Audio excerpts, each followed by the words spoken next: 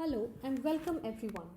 Today we will be talking about counseling skills in infant and young child nutrition.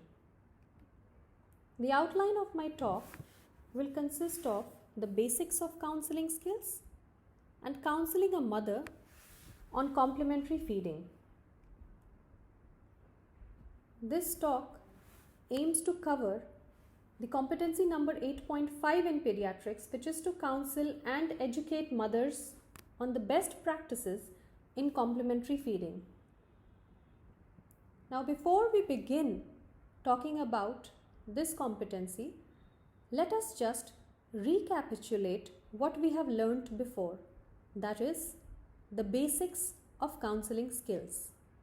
Counseling is a way of working with people in which you try to understand how they feel and help them.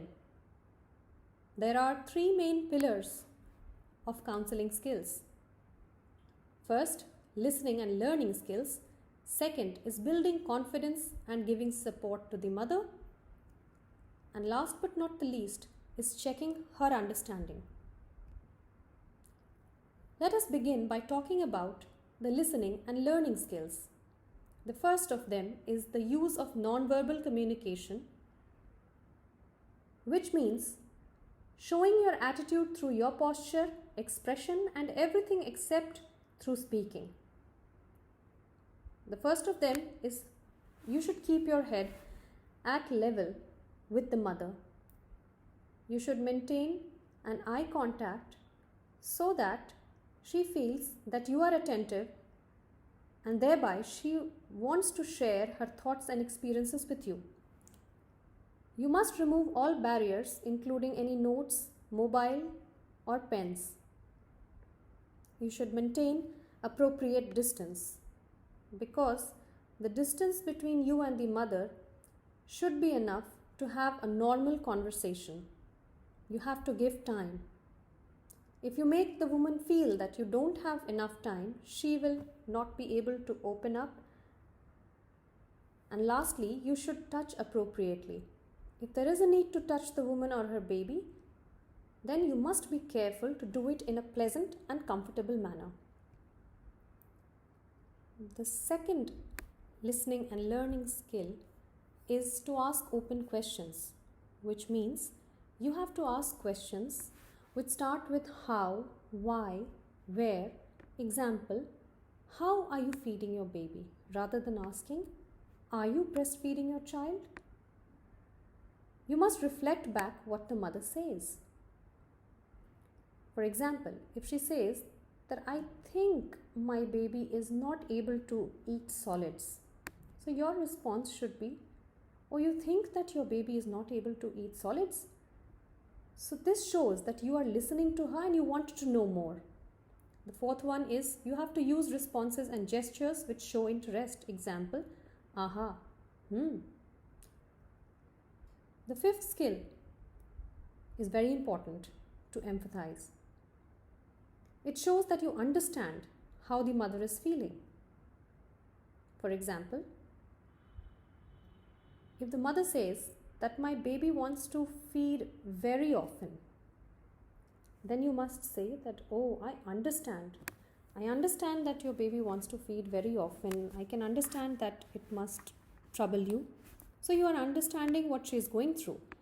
And then the sixth listening and learning skill is you must avoid judging words like proper, well, badly. So this gives a wrong impression.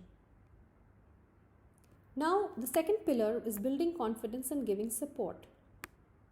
You must accept what the person thinks and feels. If she feels that her baby is not able to feed, if she feels that she is not producing enough milk, you must accept her idea first, even if it's a wrong idea. The second is to recognize and praise what she is doing. Remember, before you give advice, you must praise her actions. That's very important to build up confidence. The third is to give some practical help. The fourth skill is to use simple language. So this will make it easy for her to understand. The fifth one is you have to give very little, but the information should be very, very relevant.